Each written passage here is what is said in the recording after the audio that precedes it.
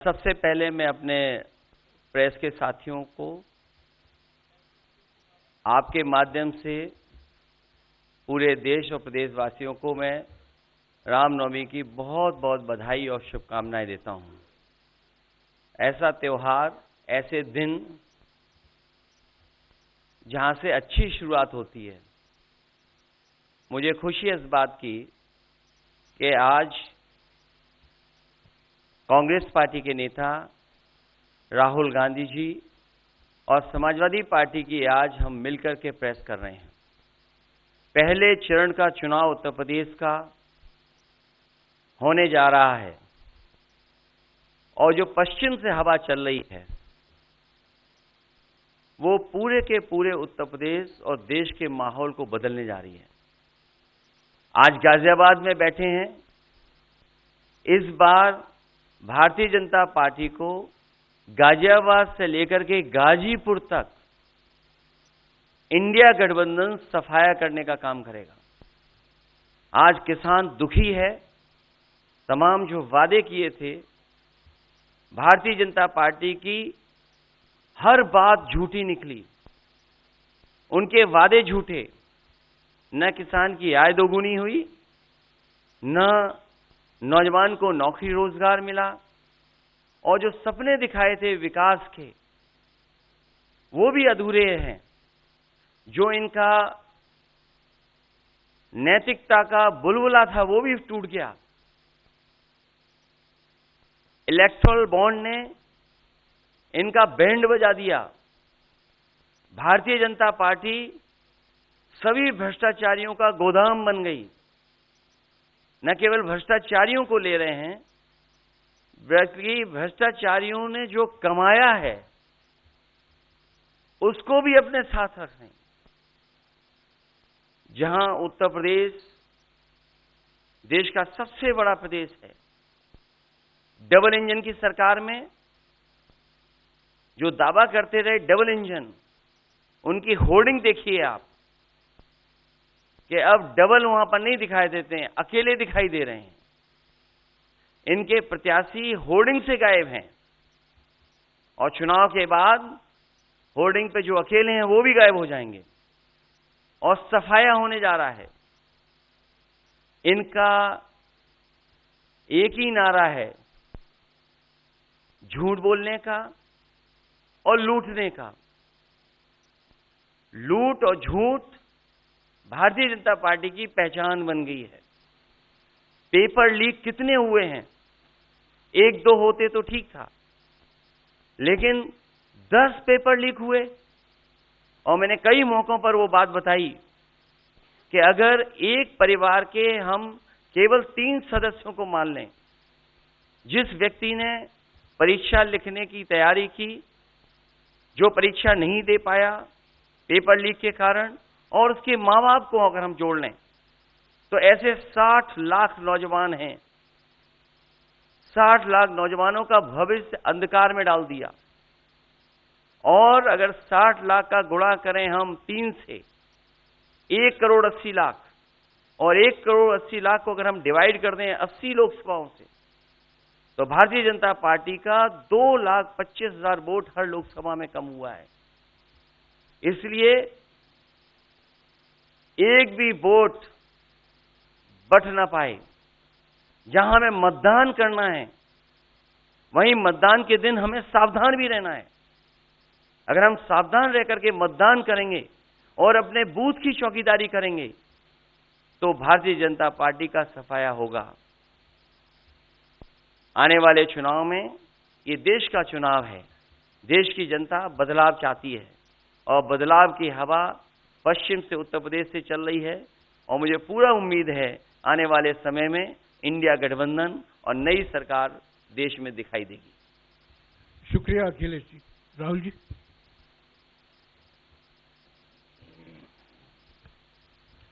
नमस्कार। रामनवमी की आप सबको, देश को बहुत बहुत शुभकामनाएं। ये चुनाव विचारधारा का चुनाव है। एक तरफ आरएसएस और बीजेपी जो संविधान है, लोकतांत्रिक सिस्टम है, उसको खत्म करने की कोशिश कर रही है, और दूसरी तरफ इंडिया गठबंधन, कांग्रेस पार्टी संविधान को, लोकतंत्र को डिफेंड करने की कोशिश कर रही है, उसकी रक्षा कर रही है। चुनाव में 2-3 बड़े मुद्दे हैं। सबसे बड़ा बेरोजगारी, दूसरे नंबर पर महंगाई, भागीदारी। मगर बीजेपी 24 घंटा डिस्ट्रैक्शन करने में लगी रहती है। कभी प्रधानमंत्री समुद्र के नीचे चले जाते हैं, कभी आसमान में सी प्लेन पे चले जाते हैं, मगर जो मुद्दे हैं उनके बारे में ना प्रधानमंत्री ना बीजेपी बात करती है। कुछ दिन पहले प्रधानमंत्री ने एएनआई को बहुत लंबा इंटरव्यू दिया। स्क्रिप्टेड था, मगर फ्लॉप शो था। प्रधानमंत्री जी ने उसमें इलेक्टोरल बॉन्ड्स समझाने की कोशिश की। प्रधानमंत्री जी कहते हैं कि इलेक्टोरल बॉन्ड्स का सिस्टम ट्रांसपेरेंसी के लिए लाया गया, राजनीति को साफ करने के लिए लाया गया। अगर यह सच है तो उस सिस्टम को सुप्रीम कोर्ट ने रद्द क्यों किया? और दूसरी बात, अगर आप ट्रांसपेरेंसी लाना चाहते थे तो जिन लोगों ने आपको पैसा दिया, बीजेपी को पैसा दिया, हजारों करोड़ रुपए दिए, उनका नाम आपने क्यों छुपाया था? और जिन तारीखों पे उन्होंने आपको पैसा दिया उसको आपने क्यों छुपाया था? पता लगता है हजारों करोड़ रुपए का कॉन्ट्रैक्ट किसी कंपनी को मिलता है, उसके एकदम बाद वो कंपनी बीजेपी को पैसा देती है। सीबीआई की इंक्वायरी होती है, ईडी की इंक्वायरी होती है, किसी कंपनी पर शुरू होती है, उसके 10-15 दिन बाद कंपनी करोड़ों रुपए बीजेपी को देती है और फिर सीबीआई की इंक्वायरी, ईडी की इंक्वायरी बंद हो जाती है। सड़क पे इसको एक्सटॉर्शन कहते हैं, एक्सटॉर्शन कहते हैं सड़क पे। तो ये जो है इलेक्टोरल बॉन्ड्स का जो स्कीम है, ये दुनिया का सबसे बड़ा एक्सटॉर्शन का स्कीम है। हिंदुस्तान के सारे बिजनेसमैन इस बात को समझते हैं, जानते हैं, और प्रधानमंत्री जितनी भी सफाई देना चाहें कोई फर्क नहीं पड़ने वाला है, क्योंकि पूरा देश जानता है कि प्रधानमंत्री भ्रष्टाचार के चैंपियन है। धन्यवाद। शुक्रिया राहुल जी। अच्छा, एक और बात, आपने जयराम जी आपने कहा कि जो भी आपको क्वेश्चन पूछने हैं आप पूछेंगे, और ये ओपन एंडेड प्रेस कॉन्फ्रेंस है। बट इसमें एक और बात, मुझे पहले ही 2-3 बीजेपी वाले क्वेश्चंस पता लग जाते हैं, तो वो तो गारंटी पूछे जाएंगे, तो उनके लिए मैं तैयार हूं। आजकल गारंटी का जमाना है राहुल जी। पहला सवाल महिकार सिंह जी, हिंदुस्तान हिंदी डेली से। माइक दीजिएगा।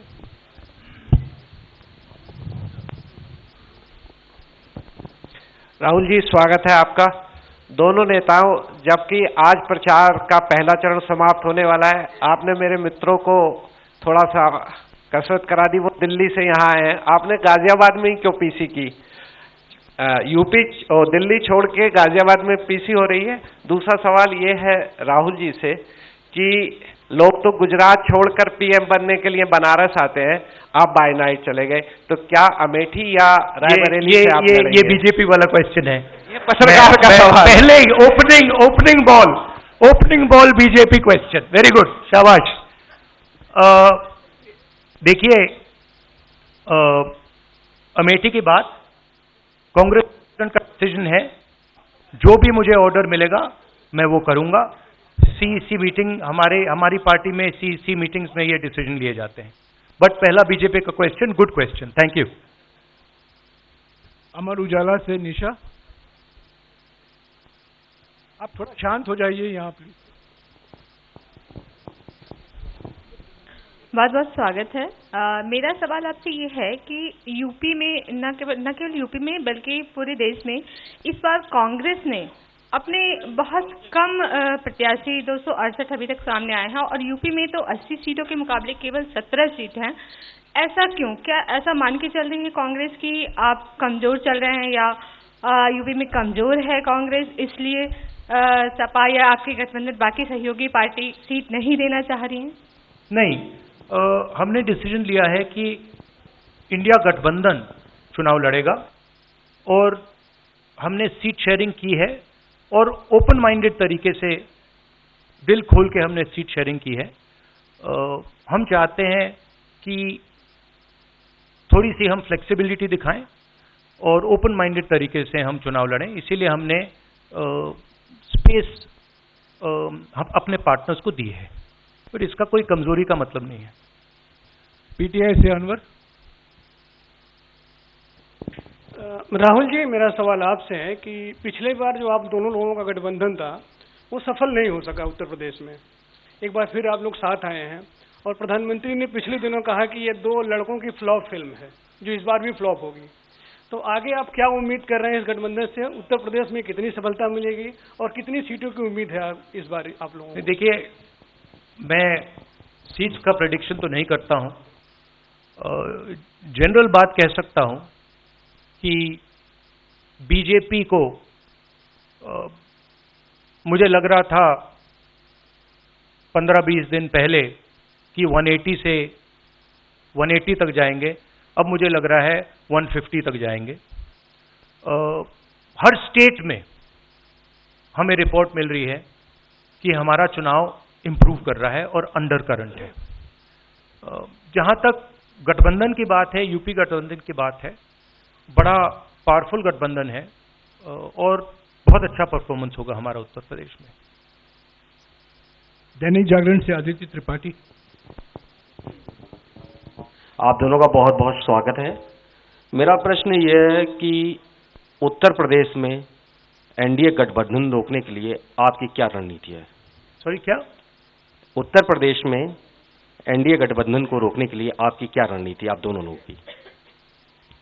उत्तर प्रदेश में नेशनल लेवल पे मैं आपको हमारा फाउंडेशन बता देता हूं और वही आइडियाज हम उत्तर प्रदेश में भी चलाएंगे। देखिए,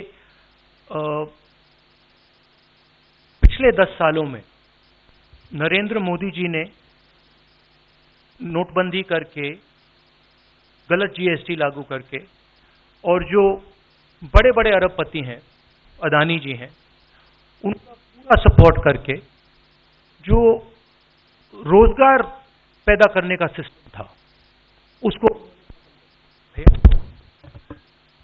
उन्होंने कंप्लीटली खत्म कर दिया है।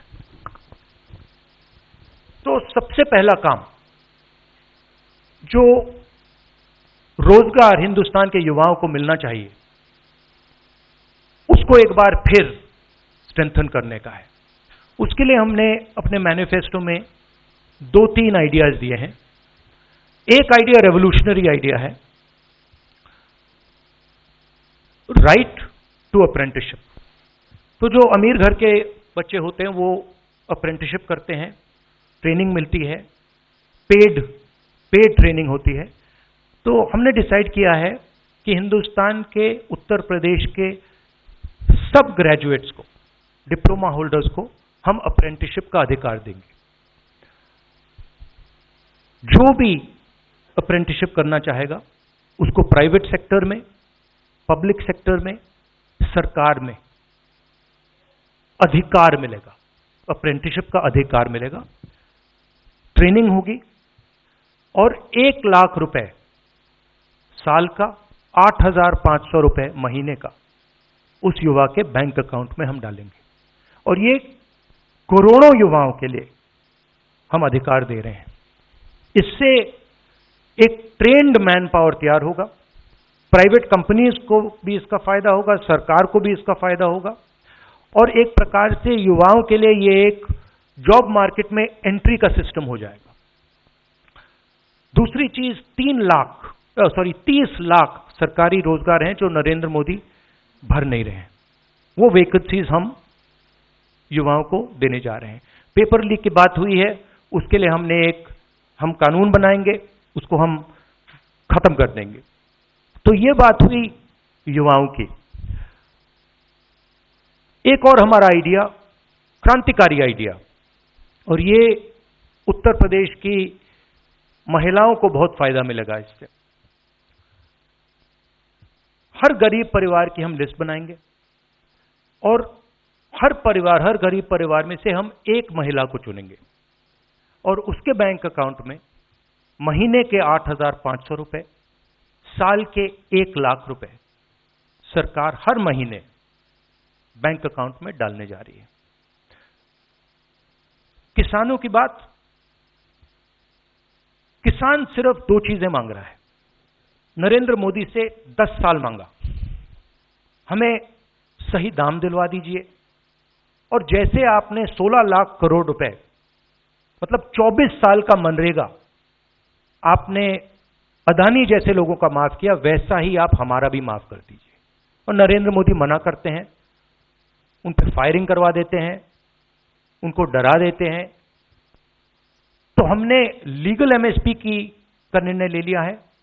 हिंदुस्तान में पहली बार लीगली गारंटीड एमएसपी होगी और हम उनका, किसानों का कर्जा माफ करने जा रहे हैं। यही मेन मुद्दे हैं चुनाव में। बीजेपी का मैनिफेस्टो देखेंगे तो उसमें आपका उसका जो फाउंडेशन है, 2 चीजें हैं। एक कि वो शायद 10-15 साल बाद ओलंपिक गेम्स इंडिया लाएंगे, और दूसरा 1 या 2 व्यक्तियों को वो चांद पे पहुंचा देंगे। तो ये बेसिकली चुनाव चल रहा है। शुक्रिया राहुल जी। अगले 3-4 सवाल आप कृपया अखिलेश जी से पूछेगा। एएनआई से शालिनी।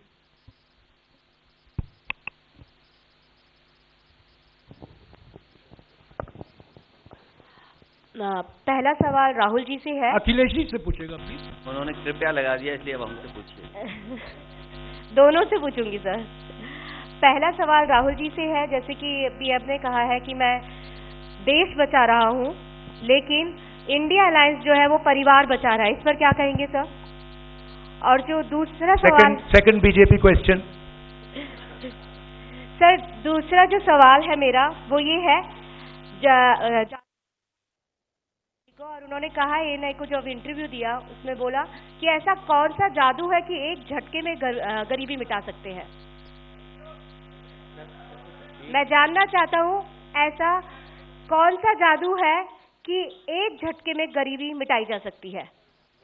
तो ये मेरा सवाल दोनों से है। नहीं, दोनों से है। मैं धन्यवाद देता हूं, आप लोगों ने सवाल पूछे। हालांकि कुछ सवाल आपने राहुल जी से पूछे थे। एनडीए को पीडीए हराएगा, एनडीए को पीडीए हराने जा रहा है, एनडीए को पीडीए हराने जा रहा है। और जहां तक सवाल परिवारवाद की बात है, आज नवरात्र है, आज शुभ दिन है। भारतीय जनता पार्टी के लोग संकल्प लें कि ना किसी परिवार वाले को टिकट देंगे और ना किसी परिवार वाले से वोट मांगेंगे। और गाजियाबाद में कार्यक्रम इसलिए किया है क्योंकि हम दोनों लोगों ने संकल्प लिया है। वो तो इंडिया गठबंधन का नाम भी ठीक से नहीं ले पाते हैं। INDIA तो इंडिया होता है, इंडी कब से हो गया? यहां से सफाया होगा गाजीपुर तक। जो 14 में आए थे वो 24 में चले जाएंगे, और यूपी वाले स्वागत भी अच्छा करते हैं। और इस बार तो ढोल नगाड़ा और सब कुछ की तैयारी है। इस बार विदाई भी बहुत शानदार होने जा रही है। Times Now Bharat, Ranjeeta. अखिलेश जी से। तो आपने जो गरीबी को एक झटके में मिटाने की बात की, देखिए ये कोई नहीं कह रहा है कि गरीबी को एक झटके में मिटाया जाएगा। हम ये कह रहे हैं कि गरीबी को गहरी चोट पहुंचाई जा सकती है। और तरीके मैंने आपको बताए हैं। नरेंद्र मोदी जी ने पूरा का पूरा फोकस 22 लोगों पे किया है, 22-25 लोगों पे किया है। आज की सच्चाई है कि 22 लोगों के पास उतना धन है जितना 70 करोड़ लोगों के पास है। गरीबी का यह भी कारण है कि नरेंद्र मोदी जी ने सारा का सारा धन कॉन्सेंट्रेट कर दिया है, 20-25 लोगों को पकड़ा दिया है। मैं जाति जनगणना की बात कर रहा हूं और मैंने ये बात बहुत बार उठाई है। भागीदारी की बात होती है। हिंदुस्तान के किसी भी इंस्टीट्यूशन में आपको ना पिछड़े वर्ग के लोग मिलेंगे, ना दलित मिलेंगे, ना आदिवासी मिलेंगे, ना गरीब जनरल कास्ट के लोग मिलेंगे। मैंने मीडिया के बारे में बात उठाई। मीडिया में आपको बड़े बड़े एंकर्स दिखते हैं। आपको मीडिया की कंपनीज के मालिक की लिस्ट निकालिए, आपको दिख जाएगा कि उधर ना एक पिछड़ा मिलेगा, ना एक दलित मिलेगा, ना एक आदिवासी मिलेगा। तो हम क्रांतिकारी काम करने जा रहे हैं। जाति जनगणना, महिलाओं को गरीब महिलाओं को 1 लाख रुपए, युवाओं को अप्रेंटिसशिप का कानून, अप्रेंटिसशिप का अधिकार, उनके बैंक अकाउंट में 1 लाख रुपए, किसानों को एमएसपी। तो ये सब गरीबों को पैसे देने के तरीके हैं। नरेंद्र मोदी जी ने पिछले 10 साल में गरीबों को कुछ नहीं दिया। तो ये हम करने जा रहे हैं। हाँ रंजीता, अखिलेश जी से। हाँ, अखिलेश जी से ही सवाल है। राहुल जी ने अभी जितनी भी चीजें कही, अखिलेश जी नहीं, मैं सवाल पहले जितनी भी चीजें कही वो तमाम चीजें कांग्रेस के घोषणा पत्र में है। क्या इंडिया गठबंधन का अपना कोई साझा जो है वो मैनिफेस्टो होगा? अखिलेश जी, क्या जो राहुल जी कह रहे हैं क्या वही तमाम चीजें सपा की भी है या सपा कुछ अलग भी घोषणाएं कर रही है चुनाव में? इंडिया गठबंधन नई उम्मीद है और जैसा कि राहुल जी ने कहा कि उनके मैनिफेस्टो में बहुत सारी चीजें हैं जिससे गरीबी दूर की जा सकती है। उसी से जोड़ करके मैं ये कहना चाहता हूं कि जिस समय हमारा देश का किसान खुशहाल हो जाएगा, जिस दिन देश के किसान को अपनी लाभकारी मूल्य मिलने लगेगा फसल का, और मैं समझता हूं जितने भी राजनीतिक दल हैं और खासकर जो इंडिया गठबंधन के साथी हैं, वो ये बात कह रहे हैं कि हम एमएसपी की गारंटी देंगे या किसानों को लाभकारी मूल्य देंगे, और जिस दिन भारत सरकार किसानों की आय बढ़ा देगी, गरीबी दूर होना शुरू हो जाएगी। और मैं कई मौकों पर कह रहा हूं कि जाति जनगणना भी एक हमारा मुद्दा है।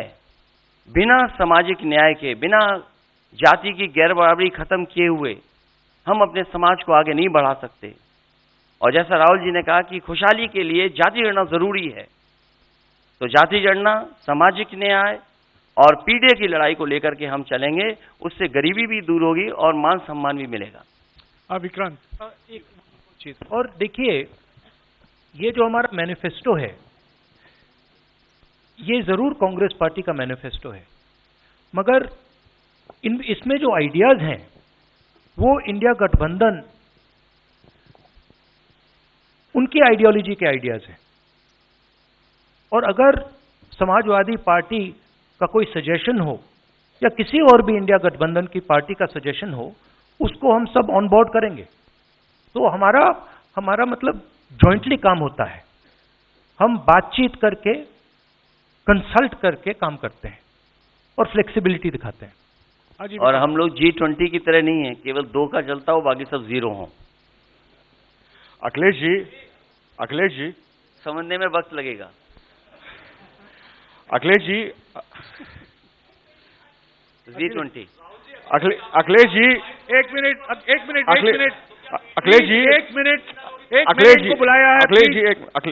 अखिलेश जी, राहुल जी, आप दोनों लोग, अखिलेश जी सामने, अखिलेश जी, राहुल जी, आप दोनों लोग 2017 में साथ आए थे। दोनों ने लखनऊ में प्रेस कॉन्फ्रेंस भी की थी। लेकिन 19 और 22 में आप दोनों अलग अलग हो गए, 24 में फिर साथ आए हैं। आखिर क्या वो मोमेंट क्या था जब दोनों के दिल में आया कि हाँ हमको साथ आना चाहिए, जरूरी है 7 साल बाद? दोनों के दिल में कब ये मोमेंट आया कि हम चलना है साथ? मूवमेंट क्यों बताना, हम साथ आ गए और साथ आ गए, साथ आ गए, यही मूवमेंट है।